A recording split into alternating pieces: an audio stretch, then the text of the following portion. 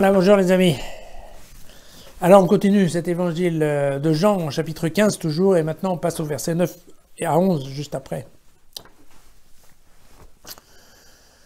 Comme le Père m'a aimé, moi aussi je vous ai aimé.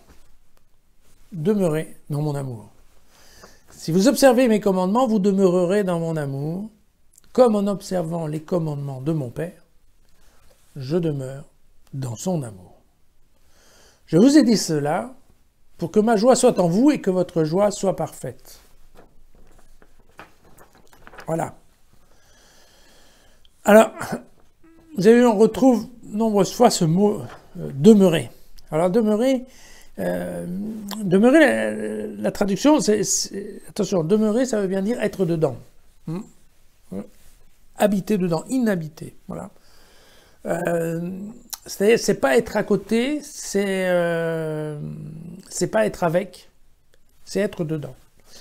Alors, être dedans, alors évidemment, c'est un petit peu réducteur dans le sens où, évidemment, ça donne une idée qu'on est peut-être moins à l'aise, mais par contre, ça veut dire qu'il peut y avoir du mouvement, puisque on est l'un dans l'autre. Donc, même si on bouge ensemble. Voilà.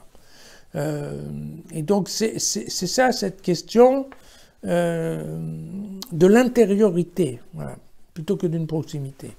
L'intériorité de Jésus, de Dieu en nous. Voilà. Et puis, donc une clé qui est très simple pour demeurer dans l'amour de Dieu, c'est de suivre ses commandements. D'accord ? Et dans la façon dont c'est écrit, on comprend très bien qu'il y a les disciples, Jésus et Dieu. Et que tout ça, c'est pas dans un ordre hiérarchique, en fait, c'est un petit peu transversal.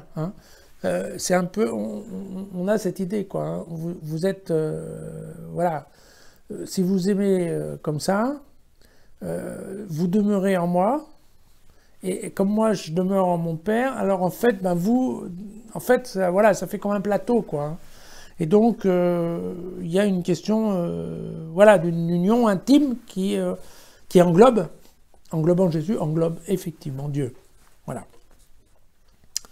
Donc, c'est une chaîne, mais je sais pas comment faire comprendre cette idée, mais c'est plutôt sur un même, tout est sur un même niveau, en fait. Hein. Il y a une question d'amitié, de compatibilité.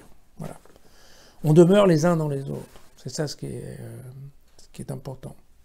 Et puis, il y a un message de joie. Vous voyez, le dernier chapitre, le dernier verset, il dit « Je vous dis cela pour que ma joie soit en vous et que votre joie soit parfaite. » Et alors là, on a vraiment l'impression d'être sur le quai de la gare, avec le jeune homme qui s'en va, et tout le monde pleure, et lui aussi, il a envie de pleurer, mais il dit « Non, non, mais attendez, vous inquiétez pas.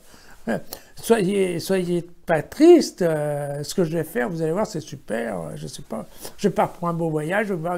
Donc, évidemment, je suis un peu triste de me séparer de vous, mais je suis quand même, je suis joyeux de partir en vacances, partir à l'aventure. Oui, c'est exactement ça l'idée. Donc, Jésus leur dit, écoutez, ok, je comprends bien que vous êtes triste parce que je vous dis que je m'en vais, mais d'un autre côté, il faut bien que vous vous rendiez compte que moi, je suis quand même pas tout à fait triste parce que je sais ce qui m'attend, et ce qui m'attend, ça va être la glorification de mon Père, et ça va être l'élévation. Hein. Donc, moi, personnellement, Jésus, à ce moment-là, je suis pas vraiment triste, je suis gai.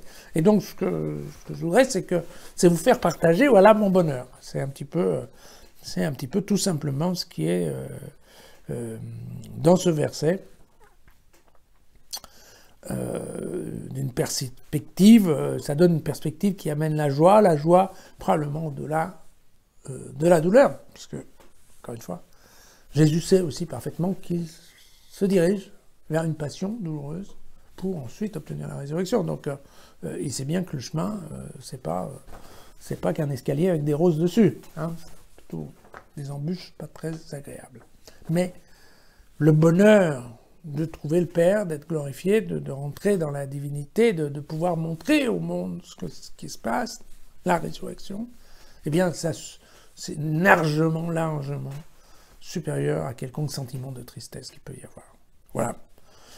Salut camarades, je suis avec vous. À demain.